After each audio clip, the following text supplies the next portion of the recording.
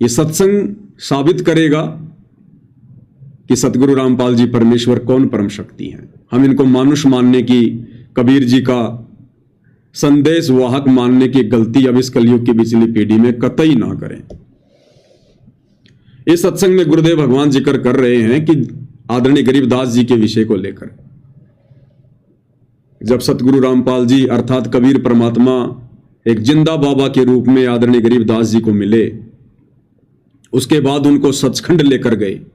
रास्ते में उनको ब्रह्मा विष्णु महेश के लोक दिखाए, धर्मराय के पास लेकर गए, जो धर्मराज सबका अकाउंट करता, हिसाब किताब रखता है, ब्रह्मा विष्णु महेश का भी। और गुरुदेव भगवान ने बताया कि पुण्यात्माओं, जब तुम्हारा शरीर छूटेगा तुम्हें महसूस भी नहीं होगा कि तुम्हारी मृत्यु हो चुकी है। तुम तो आराम से रात्रि में सोओगे या दिन में सोओगे, और सौपन जैसा होगा कि जैसे हम गुरुजी के साथ में कहीं सत्संग में जा रहे हैं, आगे आगे गुरुदेव, पीछे पीछे हम, और उधर से घर वाले सोचेंगे ये मर गया मर गया मर गया। तो इस प्रकार से गुरुदेव भगवान अपने मर्यादित भगत का शरीर छुड़वाएंगे। ये पहचान होगी उस आत्मा की जो आत्मा सतलोक जाएगी, जिस आत्मा को महसूस भी नहीं होगा। परमात्मा रिंचक भर भी उस आत्मा को दर्द नहीं होने देंगे, कोई पीड़ा नहीं होने देंगे, उसकी हॉस्पिटल में मृत्यु नहीं होने देंगे, उसकी किसी बीमारी से या तड़प तड़प की मृत्यु नहीं होने देंगे, उस भगत की किसी एक्सीडेंट में मृत्यु नहीं होगी, लड़ाई झगड़े मार पिटाई में मृत्यु नहीं होगी।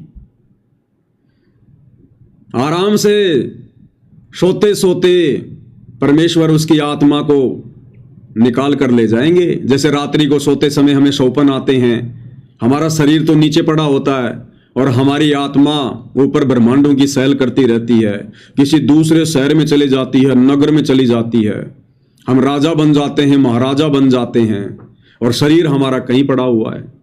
तो ऐसे परमेश्वर हमारी आत्मा को, शत भगत की आत्मा को, एक मर्यादित गुरु को परमात्मा मानकर भक्ति करने वाली आत्मा को परमेश्वर इस प्रकार से अपने साथ त्रिकुटी पर ले जाएंगे, ऊपर की यात्रा करवाएंगे।